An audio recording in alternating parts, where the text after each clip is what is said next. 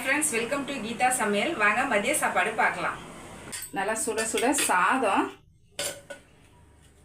அதுக்கப்புறம் முருங்கைக்காய் கத்திரிக்காய் போட்டு சாம்பார் வச்சுருக்கேன். காலையில் பொங்கல் செஞ்சேன், கொஞ்சம் மதியானத்துக்கு சேர்த்தே வச்சுட்டேன். நைட்டுக்கு ஏதாச்சும் செஞ்சுக்கலான்னு சொல்லிட்டு கொஞ்சம் பருப்பு ரசம், பப்படம் பொரிச்சு வச்சுருக்கேன்.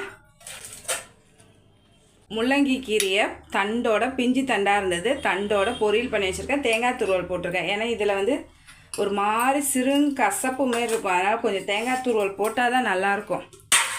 பசங்களுக்கு பருப்பு சாதம் செஞ்சால் அந்த சாதம் கொஞ்சம் தொட்டுக்க கருணக்கிழங்கு வறுத்தேன்.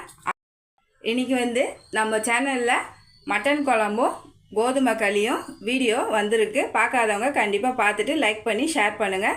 சூப்பராக பசங்களுக்கு பருப்பு சாதமும் கருணக்கிழங்கு வறுவலும் வச்சு சாப்பாடு கட்டியாச்சு. இன்றைக்கி